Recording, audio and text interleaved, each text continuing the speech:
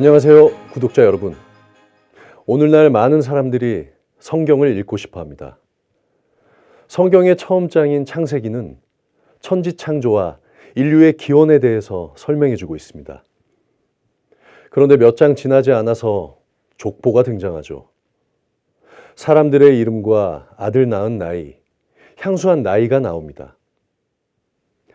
아벨이 죽은 후 아담 130세의 자기 모양, 곧 자기 형상과 같은 아들을 낳아 이름을 셋이라 하였고, 아담이 셋을 낳은 후 800년을 지내며 자녀를 낳았으며 그가 930세를 향수하고 죽었더라.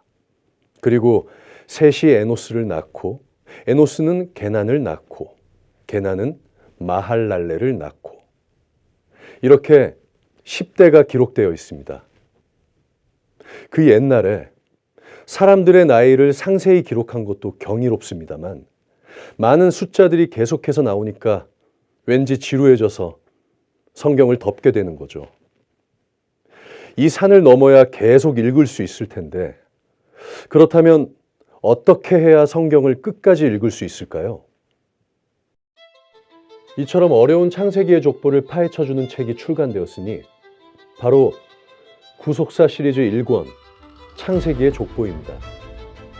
이 책은 창세기에 나오는 족보의 연대를 명쾌하게 풀어주고 있습니다. 한국어로 처음 쓰여졌으며 전 세계 언어로 번역되어 많은 사람들이 이 책을 통해 족보 속에 나타난 하나님의 구속 경륜을 배우고 있습니다. 창세기의 저자는 모세로 알려져 있습니다. 모세는 하나님께서 이스라엘 백성을 출애굽시키실 때 보내신 지도자였습니다. 하나님은 아브라함의 자손 이스라엘 백성들을 가나안 땅으로 인도하려고 하셨죠. 하지만 이스라엘 백성들은 광야 노정 중 가데스 바네아에서 하나님의 약속을 믿지 못하고 거역하고 말았습니다.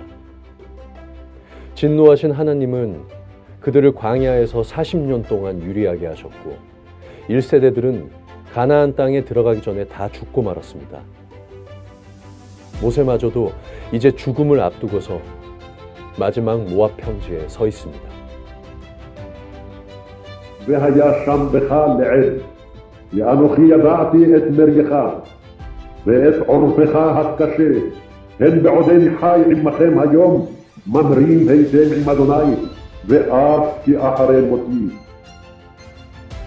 모세는 앞으로 출애굽 2세들이 가나안 땅에 들어가서도 믿음의 길을 걸어가길 바라는 마음으로 유언과 같은 말씀을 선포하게 됩니다.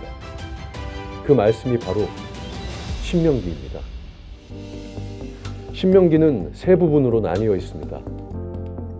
과거 회고, 출애굽부터 지금까지 이스라엘 백성들이 겪었던 모든 일들을 돌아봅니다. 율법 재강론, 40년 만에 다시 율법을 설명하며 하나님 말씀을 기억하도록 강조합니다. 미래 전망, 앞으로 이스라엘 백성들이 겪게 될 일들을 예언하고 준비시킵니다. 그리고 모세는 이 모든 말씀을 잊지 않도록 노래를 만들었습니다. כתבו לכם את השירה הזאת, ולמדה את בני ישראל, שימה בפיהם.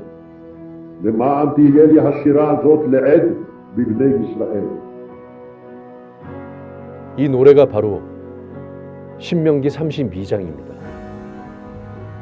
하나님은 이스라엘 백성들이 앞으로 하나님을 배반하고 타락하게 될 것임을 경고하고 있습니다. 하지만 하나님은 그들을 여전히 사랑하셨기 때문에 그 위기를 이겨내는 방편으로 세 가지 명령을 주셨습니다. 이 명령이 바로 신명기 32장 7절 말씀입니다. 옛날을 기억하라. 역대의 연대를 생각하라. 내 아비에게 물으라. 첫 번째 명령은 옛날을 기억하라입니다. 옛날은 단순한 과거를 의미하지 않습니다. 이것은 하나님이 세운 약속들이 성취되어 온 역사입니다. 지금까지 이스라엘 백성들은 다음과 같은 역사를 갖고 있었습니다.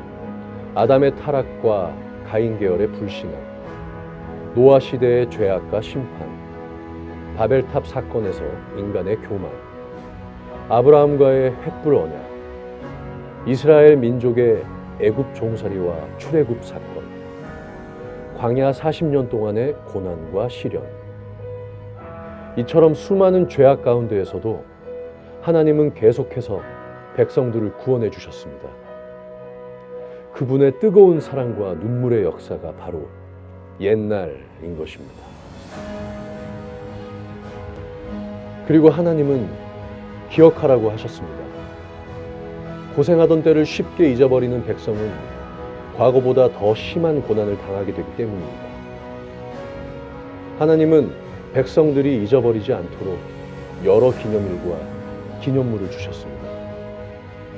유월절, 칠칠절, 초막절의 3대 절기와 안식일 같은 기념일, 만나 항아리, 두 돌판, 아론의 지팡이, 광야의 노뱀, 그리고 요단강 도화때의 12돌 기념비 같은 기념물들은 이스라엘이 하나님의 구원 역사를 기억하며 믿음의 길을 잃지 않게 돕는 역할을 했습니다. 두 번째 명령은 역대의 연대를 생각하라입니다. 역대의 연대는 옛날을 넘어 더욱 구체적인 세대별로 역사하신 하나님의 구체적인 구속사적 경륜을 가리킵니다. 각 세대의 구속사적 경륜을 가장 핵심적으로 압축하여 기록한 것이 족보입니다. 하나님은 창세기의 족보를 통하여 역대 연대의 걸음을 집중적으로 주목하게 하셨습니다. 창세기 5장에는 아담부터 노아까지 10대의 족보가 나오고, 창세기 11장에는 셈부터 아브라함까지 10대의 족보가 기록되어 있습니다. 20명의 족장의 이름과 아들을 낳은 나이, 그리고 향수한 연대를 통해서 각 세대가 어떻게 신앙을 전수하며 살았는지 알 수 있게 됩니다. 그리고 창세기의 첫 인물인 아담으로부터 마지막 인물인 요셉까지 2300년이라는 사실도 알 수 있게 됩니다. 출애굽부터 솔로몬 때까지도 그 연대가 나와 있습니다. 출애굽으로부터 480년이 되는 해에 솔로몬 성전을 건축하기 시작하였다고 말씀하고 있기 때문입니다. 열왕기상 6장 1절, 이스라엘 자손이 애굽 땅에서 나온 지 480년 후 솔로몬이 이스라엘 왕이 된 지 4년 15월, 곧 2월에 솔로몬이 여호와를 위하여 전건축하기를 시작하였더라. 솔로몬이 왕이 된 것은 주전 970년으로 알려져 있으므로 솔로몬이 왕이 된 지 4년은 주전 966년이 됩니다. 이 연도에서 거꾸로 480년을 거슬러 올라가면 출애굽한 해가 주전 1446년임을 알 수 있습니다. 성경이 결코 신화나 전설이 아니라 정확한 연대가 있는 실제의 역사라는 사실을 나타내고 있습니다. 생각하라 하는 것은 과거를 떠올리는 것이 아니라 열심히 연구하여 이해하며 분별하라는 뜻입니다. 앞으로 다가올 현실에서 희망이 보이지 않는다 해도 하나님의 언약과 그 성취하신 역사를 헤아려 보면 소망을 잃지 않게 될 것입니다. 세 번째 명령은 내 아비에게 물으라입니다. 아비와 어른들은 각 시대를 이끌었던 믿음의 지도자와 조상들을 의미합니다. 하나님은 이 지도자들에게 영적인 권위를 주셨고 백성들이 어려움을 겪을 때마다 이 사람들에게 묻게 하셨습니다. 가나안에 입성하여 살면서 신앙에 큰 혼돈이 올 때 주저없이 아비와 어른들에게 물으라고 말씀하신 것입니다. 물으라는 단순히 질문하는 것이 아니라 거지가 구걸하고 애원하듯이 최선을 다해 구하고라는 뜻입니다. 하나님께서 행하신 큰 일을 배우려고 적극적으로 힘쓰라고 하셨습니다. 이스라엘의 왕들은 스스로 해결할 수 없는 문제를 만났을 때 하나님께 묻고 하나님의 사람을 통해 응답을 받았습니다. 아비와 어른들은 역사에서 사라지고 없지만 성경 속에서는 지금도 살아서 후손들에게 대답하고 있습니다. 모세가 모압 평지에서 선포한 말씀은 그 당시 거기 있지 않았던 지금 우리들에게도 약속하신 말씀입니다.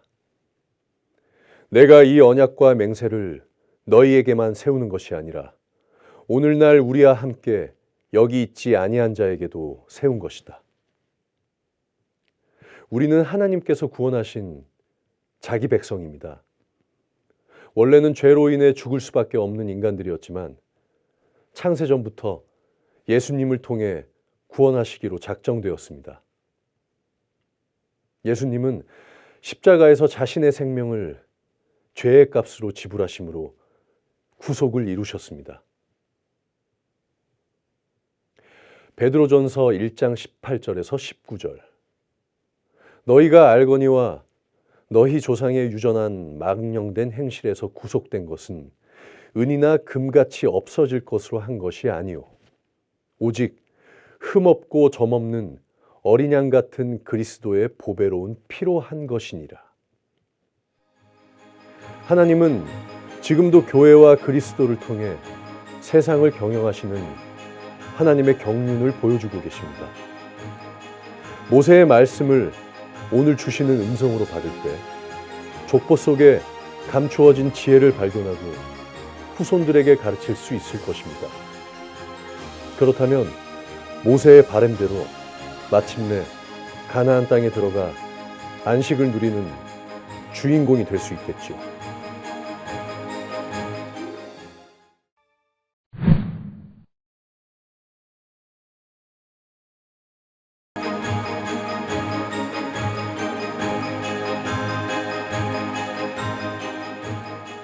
아담이 지은 언제는 아담 자신에게만 그친 것이 아니라 그의 모든 후손들에게 큰 영향을 끼치게 되었습니다. 죄의 속성은 말씀으로 죄악을 제어하지 못하는 모든 사람들 속에 강하게 역사하여 점점 더 번식하고 증강하며 성장합니다. 아담이 범죄를 저지름으로 인해 인간은 사단의 하수인으로 전락한 신세가 되었지만 하나님은 인류에게 새로운 언약을 주셨습니다. 그 언약의 내용은 앞으로 여자와 뱀이 원수가 되고 여자의 후손과 뱀의 후손도 원수가 되는데 마침내 여자의 후손이 뱀의 후손의 머리를 상하게 함으로써 마지막에 승리할 것이라는 말씀이었습니다. 이것은 인간에게 구원의 희망을 주신 것입니다. 하나님은 아담과 하와에게 첫 아들 가인을 주셨고 가인은 얻었다라는 뜻입니다. 아담과 하와는 가인을 통해 잃어버린 에덴을 회복할 희망을 품었습니다. 그래서 두 아들 가인과 아벨에게 신앙을 전수하고 하나님께 제사를 드리게 했습니다. 아벨은 양을 기르며 양의 첫 새끼와 기름을 하나님께 드려 하나님을 기쁘시게 하였습니다. 하지만 가인은 곡식을 제물로 바쳤지만 첫 열매를 드리는 믿음이 없었기에 하나님께서 그의 제사를 연락하지 않으셨습니다. 가인은 자신의 제사가 받아들여지지 않자 분노를 품어 안색이 변하였고 하나님은 그에게 마음의 죄를 다스리라고 경고하셨습니다. 그러나 가인은 회개하지 않고 동생 아벨을 쳐 죽였습니다. 하나님은 동생을 죽인 가인에게 회개의 기회를 주셨지만 가인은 뉘우치지 않고 내가 동생을 지키는 자입니까? 라며 하나님께 대들었습니다. 사단의 생각이 덧부려져 형제를 사랑하라는 계명을 정면으로 위반한 가인은 결국 놋 땅으로 쫓겨났고 그곳에서 목적 없이 방황하는 인생을 살았습니다. 놋은 방황하는 자, 도망자라는 뜻을 가지고 있는데 이것은 하나님을 떠나서 목적 없이 방황하는 인류의 모습을 보여줍니다. 가인은 하나님을 떠난 후 아들을 낳았고 자기 가문의 성공을 바라는 의미에서 받침이라는 뜻을 가진 에녹이라고 지었습니다. 가인은 도시를 건설하고 그 성의 이름도 에녹이라고 지어 자신의 가문을 영원히 남기려 했습니다.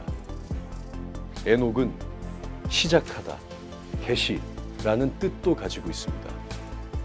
이는 가인이 하나님의 뜻이 아닌 자기 뜻대로 살기 위한 혁신을 시작하겠다는 의미가 있습니다. 가인과 에녹은 인본주의적 지상낙원을 꿈꾸었지만 그들이 세운 도시는 결국 죄와 살인이 가득한 타락한 도시가 되고 말았습니다.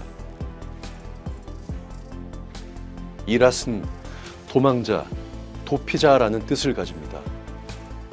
하나님을 두려워하지 않고 범죄하며 하나님이 없다고 주장하는 어리석은 사람을 상징합니다. 또 다른 의미로 과시하는 자를 뜻합니다. 자신의 능력을 부풀려 자랑하며 권력과 인기 같은 세속적인 것에 의지합니다.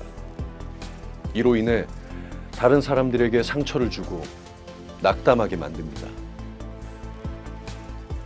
무후야엘의 이름은 하나님께서 흔적 없이 쓸어버린 자를 뜻합니다. 이름 속의 마하는 가죽에 묻은 얼룩을 제거하는 것처럼 존재를 멸하는 무서운 하나님의 심판을 의미합니다. 노아 홍수 때 나의 창조한 사람을 내가 지면에서 쓸어버리겠다 라고 말씀하셨을 때 이 마라는 단어를 사용하였습니다. 무드사엘은 무후야엘이 낳은 아들로 가인의 5대 손입니다. 무드사엘은 사람을 가리키는 마트와 지옥을 가리키는 수월의 합성어로 지옥의 아들이라는 뜻을 가지고 있습니다. 또한 무드사엘이라는 이름은 사람을 가리키는 마트와 하나님을 가리키는 엘의 합성어로서 하나님의 사람이라는 뜻으로도 볼 수 있습니다. 우리 인생도 지옥의 사람이냐 하나님의 사람이냐 이 두 가지의 삶의 모습 중에 한쪽을 선택하면서 살아가게 될 것입니다. 가인의 6대손 라멕은 가인의 족보에서 맨 마지막에 등장합니다. 가인 계열의 죄악은 라멕 때에 가장 크게 드러납니다. 강한 자라는 뜻을 가진 이름처럼 힘과 능력을 자랑하며 약한 사람을 지배하며 교만했습니다. 그리고 그의 교만은 그를 하나님으로부터 멀어지게 했습니다. 라멕은 2명의 아내를 두어 결혼을 육체적 쾌락으로 타락시켰습니다. 첫째 아내 아다는 장식한 자, 꾸민 자, 빛이라는 뜻을 갖고 있습니다. 겉모습을 꾸미는 데만 관심을 가진 사람이었을 것입니다. 둘째 아내 실라도 그 이름에 그늘, 그림자, 딸랑딸랑 울리다 라는 뜻을 가지고 있습니다. 남편에게 듣기 좋은 말로 아부하며 악을 조장하는 여자였을 것입니다. 라멕은 사람을 죽이고 들어와서 나의 창상을 인하여 내가 사람을 죽였고 나의 상함을 인하여 소년을 죽였다고 말했는데 이것은 라멕이 작은 상처를 입었다는 이유로 소년을 죽였다는 말을 하고 있는 것입니다. 라멕은 살인을 저지르고 나서 노래하기를 가인을 위하여는 벌이 7배일진데 라멕을 위하여는 벌이 77배일 것이라고 하였습니다. 하나님은 가인을 위해 자비를 베푸셔서 그에게 보복과 살인이 이어지지 않도록 보호하셨습니다. 그러나 라멕은 이 자비를 자신을 위한 보호막처럼 잘못 해석하고 살인을 정당화하며 죄를 저질렀습니다. 이것은 보복의 권한을 갖고 계신 하나님께 정면으로 도전한 죄악인 것입니다. 첫째 아내 아다의 첫째 아들인 야발은 육축을 치는 자의 조상이 되었는데 육축은 사고 팔 수 있는 가축으로서 야발이 가축대를 거래하는 인류 최초의 상거래자가 되었음을 의미합니다. 둘째 아들인 유발은 소리와 음악을 상징하며 수금과 퉁소를 부는 조상이 되었습니다. 그러나 그의 음악은 하나님을 찬양하는 데 사용하지 않고 육체적 향락만을 위한 음악이었습니다. 두발 가인은 라멕의 두 번째 아내 실라의 아들로 철제 무기를 만든 자입니다. 그의 무기는 대량 살인과 전쟁을 일으키며 악의 세력을 키우는 도구가 되었습니다.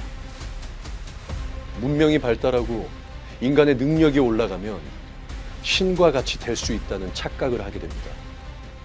이런 자들은 하나님의 노여움을 두려워하지 않았습니다. 그로 인해 세상은 끝없는 복수와 폭력으로 물들게 되었습니다. 람եկ의 딸 나아만은 그 이름의 뜻이 유쾌하다, 달콤하다, 유난히 아름답다는 의미를 갖고 있습니다. 여자는 보통 족보에 잘 기록되지 않지만 람եկ의 딸 나아만은 예외였습니다. 이는 그녀가 성적인 유혹으로 유명하고 아름다움과 쾌락으로 사람들을 매혹시킨 특별한 인물이었음을 보여줍니다. 람եկ과 그의 자녀들로 가인의 족보가 끝나지만 이는 자손이 완전히 끊긴 것이 아니라 하나님을 떠난 가문은 절정기의 순간에도 갑자기 멸망한다는 경고를 의미합니다.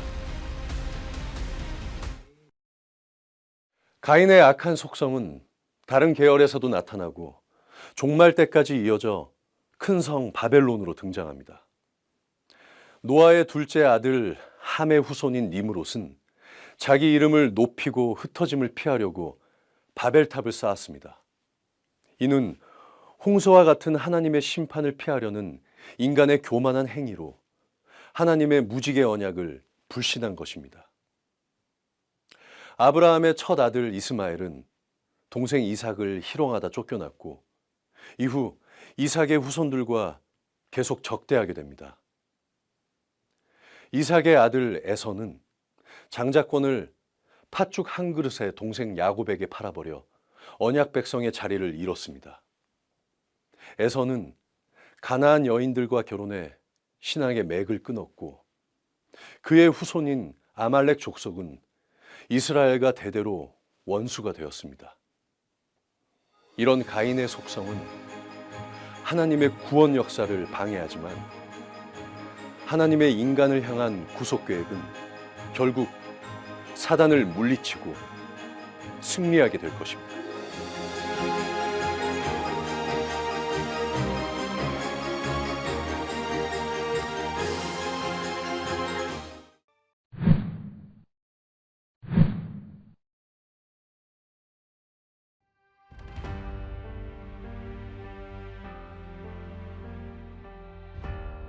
구독자 여러분, 오늘은 창세기 5장 아담의 족보를 살펴보겠습니다. 원죄를 지음으로 인류에게 사망이 오게 한 아담. 정령 죽으리라 하는 말씀대로 그는 죽을 운명이었습니다. 그러나 아담은 930세까지 장수하면서 여러 대의 자손을 만날 수 있었습니다. 그리고 7대 손 에녹은 죽지 않고 하늘로 옮기었습니다.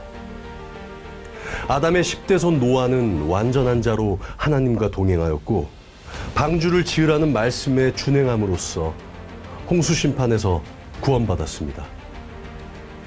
창세기 5장 아담과 자손들 이야기를 통해서 타락한 인류에게 베푸신 구원과 영생의 길을 탐구하도록 하겠습니다. 아담의 후손은 가인 계열과 셋 계열로 나뉘어졌습니다. 가인 계열은 하나님을 믿지 않는 불신앙의 사람들이었습니다. 그러나 셋 계열은 회개한 아담으로부터 신앙을 전수받아 믿음의 족보를 이어갔습니다. 그럼 지금부터 창세기 5장에 나오는 셋 계열의 족보를 살펴보도록 하겠습니다. 창세기 5장 1절 아담 자손의 계보가 이러하니라. 계보는 히브리어로 세페르 톨도트, 즉 족보책을 뜻합니다. 세페르 톨도트. 히브리어 톨도트가 이미 족보라는 뜻을 가지고 있는데 그 앞에 책을 뜻하는 세페르가 추가되어 있습니다. 이것은 아담의 계보가 많은 분량의 책이라는 사실을 알려줍니다. 각 세대를 세세히 다 기록할 수 없으므로 족보 속에 압축하여 기록한 것입니다. 그렇다면 창세기 5장 족보책에는 어떤 내용이 담겨 있을까요? 아담은 130세에 셋이라는 아들을 낳았고 930세까지 800년을 더 향수하면서 자녀를 낳았습니다. 그리고 아담은 930세를 향수하며 죽을 때까지 여러 대의 후손들을 만날 수 있었습니다. 130세에는 아들 셋을 낳았고 235세에는 손자 에노스가 태어나고 325세에는 증손자 게난이 태어났습니다. 이렇게 아담은 오랜 세월을 살면서 구대손인 라멕과도 56년 동안이나 동시대를 살았습니다. 아담이 가인과 아벨 두 아들을 잃고 나서 큰 슬픔에 빠져 있을 때 하나님은 아담과 하와에게 셋이라는 다른 씨를 주셨습니다. 아담이 130세에 태어난 셋은 아담의 모양, 아담의 형상과 같은 아들이었습니다. 비록 아담이 타락하였지만 부분적으로 남아있던 하나님의 형상이 아담에게서 새 세계로 이어진 것입니다. 셋은 105세에 3대손 에노스를 낳았습니다. 에노스가 태어났을 때 아담은 235세였습니다. 에노스는 깨지기 쉽다, 연약한 사람이라는 뜻입니다. 에노스 때의 사람들이 비로소 여호와의 이름을 불렀습니다. 연약한 사람이 하나님과 인격적인 관계를 시작한 것입니다. 에노스는 90세에 4대손 게난을 낳았습니다. 게난이 태어났을 때 아담은 325세였습니다. 게난은 둥지를 만들다라는 뜻으로 게난 때에 신앙의 둥지를 틀고 보금자리가 마련되었음을 암시하고 있습니다. 게난은 70세에 5대손 마할랄렐을 낳았습니다. 마할랄렐이 태어났을 때 아담은 395세였습니다. 마할랄렐은 하나님께 찬양, 하나님께 영광이라는 의미를 갖고 있습니다. 마할랄렐 때에 찬송이 충만한 예배가 드려지고 하나님께서 영광 받으시게 된 것으로 보여집니다. 마할랄렐은 65세에 6대손 야렛을 낳았습니다. 야렛이 태어났을 때 아담은 460세였습니다. 야렛은 아담과 470년 동안 동시대를 살았습니다. 야렛은 히브리어 야라드에서 유래하여 데리고 내려오다라는 뜻을 갖고 있습니다. 하나님이 인간들의 땅으로 내려오시기를 바라는 소망이 담겨 있습니다. 야렛은 162세에 7대손 에녹을 낳았습니다. 에녹이 태어날 때 아담은 622세였습니다. 에녹은 아담과 308년간 동시대를 살면서 아담이 전하여 준 하나님의 말씀을 그대로 믿음으로써 죽음으로 끝나는 인류의 운명을 깨고 하나님과 동행하여 최초로 죽지 않고 승천한 인물이 되었습니다. 에녹은 봉헌된 자, 받침이라는 뜻입니다. 아버지 야렛이 아들을 하나님께 온전히 바쳐야겠다는 마음을 갖고 에녹이라는 이름을 지었을 것입니다. 에녹은 선생이라는 뜻도 있는데 에녹이 사람들을 가르침으로 많은 감명을 주었던 것으로 보입니다. 에녹이 처음부터 하나님과 동행한 것은 아니었습니다. 그는 65세에 아들을 낳았는데 아들 이름이 무드셀라였습니다. 무드셀라의 뜻은 그가 죽으면 세상에 종말이 온다였습니다. 에녹은 아들의 이름을 부를 때마다 앞으로 종말이 올 것이라고 생각하게 되었고 경건함으로 하나님과 동행하기 시작하였습니다. 아담이 죽은 지 57년이 지난 후에 에녹은 죽음을 보지 않고 하늘로 옮기었습니다. 사망에 매인 인류에게 에녹의 삶은 영생이라는 구원의 소망을 알려주고 있습니다. 에녹은 65세에 무드셀라를 낳았고 이때 아담의 나이는 687세였습니다.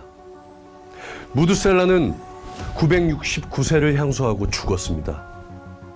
에녹을 제외하고 아담부터 노아까지 1000년에 가까운 장수를 누렸습니다. 그것은 인간이 본래 영생할 존재로 창조되었음을 알려줍니다. 그 중에서도 무드셀라는 최장수 인물이었는데 그의 긴 수명에는 어떤 비밀이 숨어 있습니다. 무드셀라는 그가 죽으면 세상에 종말이 온다라는 뜻으로 그의 죽음과 종말이 연관되었음을 알려줍니다. 그렇다면 무드셀라가 죽은 해는 언제일까요?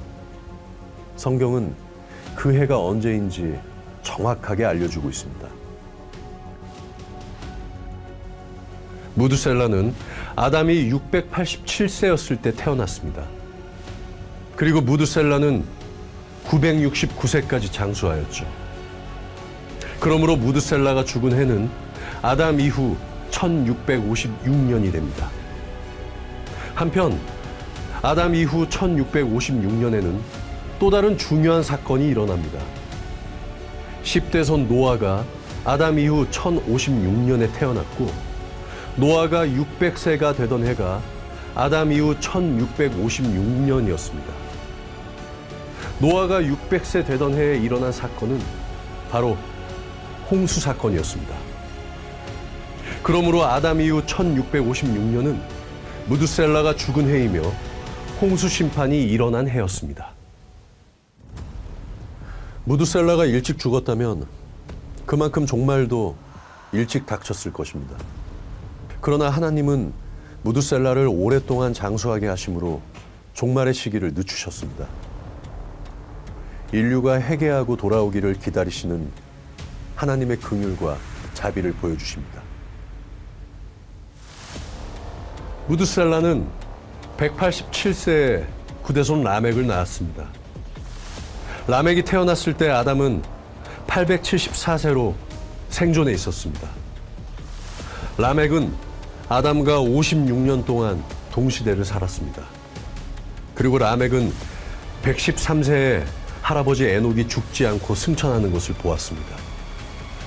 그러므로 라멕은 아담이 죽음으로 세상을 떠난 것과 에녹이 죽지 않고 승천했던 것을 모두 보았던 것입니다. 라멕은 182세의 아들을 낳고 이름을 노아, 곧 아니자라고 지었습니다. 하나님이 저주하신 이 땅에서 수고하는 우리를 이 아들이 위로해 줄 것이다 라고 하면서 노아의 탄생으로 인해 하나님의 평안과 위로가 임하기를 소망하였습니다.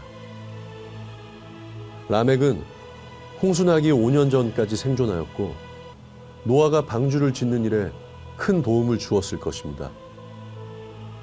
라멕은 777세의 나이에 자기의 사명을 마치고 죽었습니다. 노아는 아담 이후 1056년에 태어났으므로 아담을 만나지는 못하였습니다. 노아의 시대에는 온 땅이 하나님 앞에 패괴하고 강포가 땅에 충만하였습니다.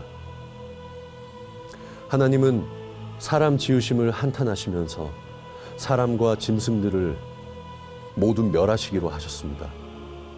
그러나 그 가운데에서 오직 한 사람 노아만이 하나님의 은혜를 입었고 하나님은 노아에게 방주를 지을 것을 명령하셨습니다. 지금까지 창세기 5장 족보의 10대 인물을 살펴보았습니다. 이 역사 속에는 인류의 창조와 타락, 심판과 회복이라는 주기가 두 번 나타나 있습니다. 자, 첫 번째는 아담이 타락함으로 추방되고 두 아들까지 잃어버렸으나 하나님께서 다른 씨인 셋을 주심으로 회복한 것입니다. 자, 두 번째는 죄악이 관영한 세상을 하나님께서 홍수로 심판하셨으나 그 가운데 노아를 제2의 조상으로 세워 새로운 역사를 회복하신 것입니다.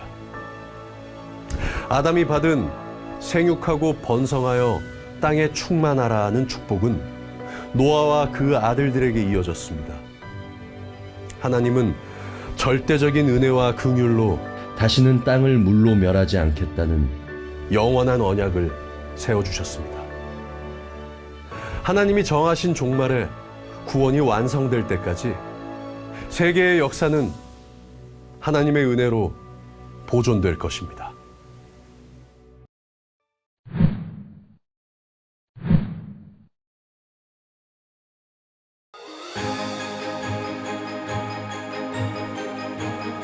홍수 이후에 이어진 셈의 족보에는 또다시 바벨탑을 쌓는 죄악이 등장합니다. 셈의 후손 가운데 이에 동참하는 자들이 있었고 그로 인해 인간의 수명은 급격히 단축되고 말았습니다.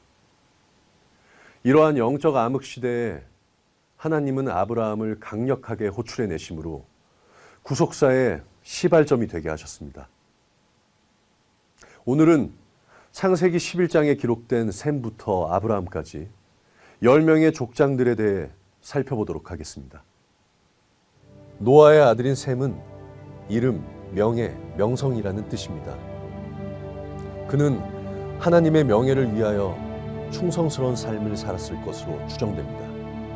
홍수가 일어났을 때 셈은 98세였습니다. 셈은 아버지 노아와 함께 방주를 예비함으로 홍수 심판에서 구원을 받았습니다.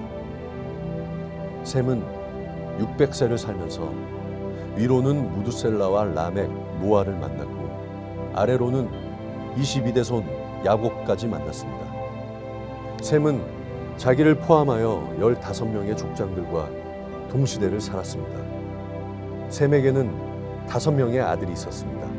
셈의 족보를 이은 것은 장자인 엘람이나 차자 아수르가 아니라 셋째 아들인 아르박사시였습니다.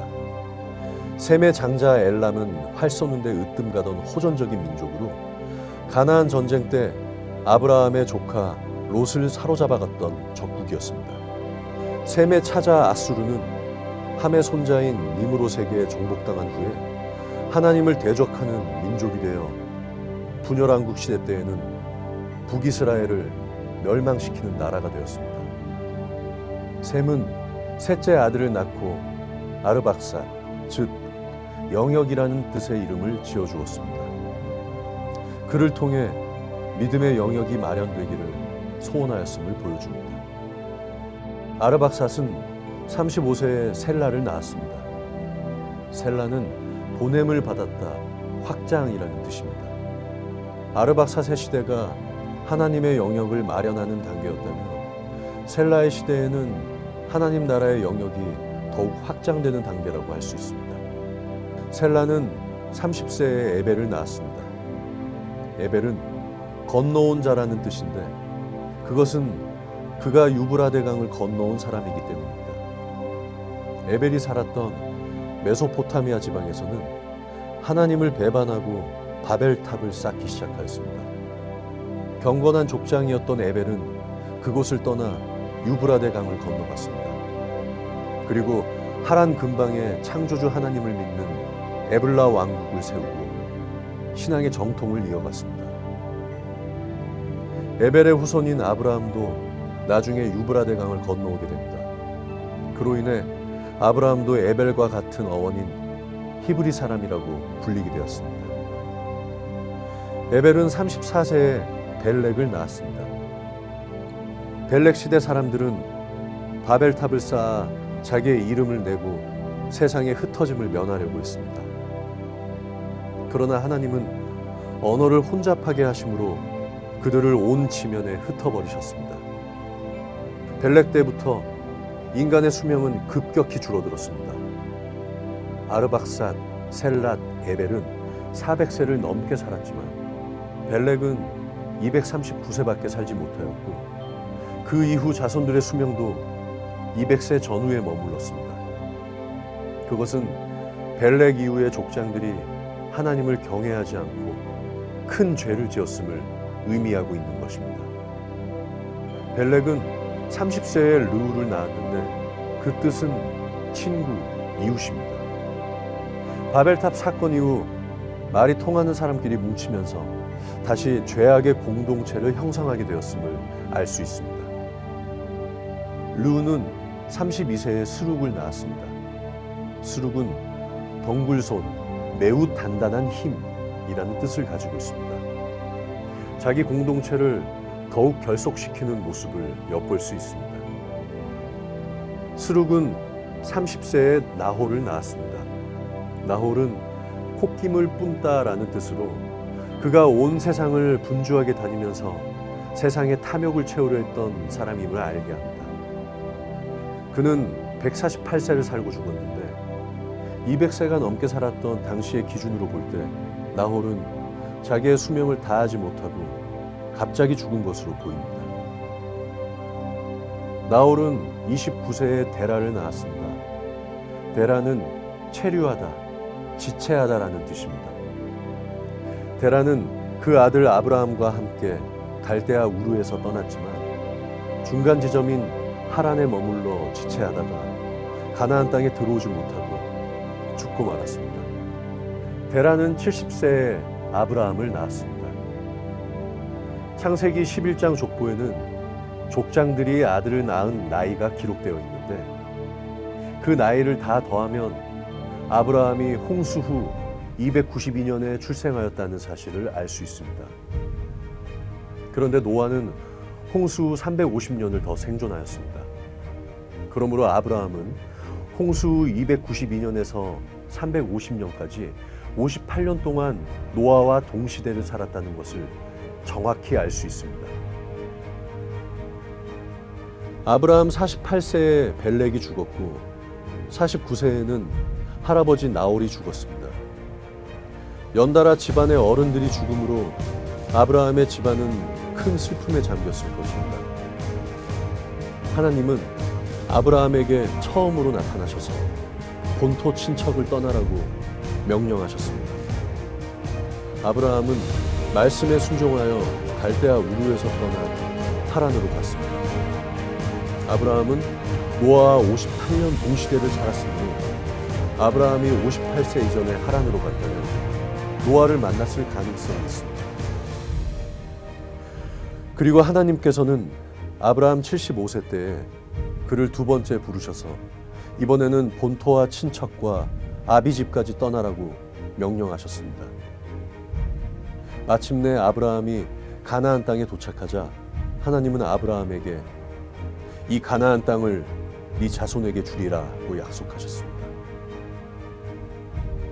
그 당시 아브라함은 자식이 없었지만 하나님의 말씀을 믿었고 마침내 100세에 이삭을 낳았습니다. 이후에 이삭은 60세에 야곱을 낳았고 아브라함은 160세에 이삭과 야곱과 함께 믿음의 3대를 이루었습니다. 그리고 아브라함은 175세로 죽을 때까지 15년간 장막에 거하면서 이삭과 야곱에게 신앙을 전수하였습니다.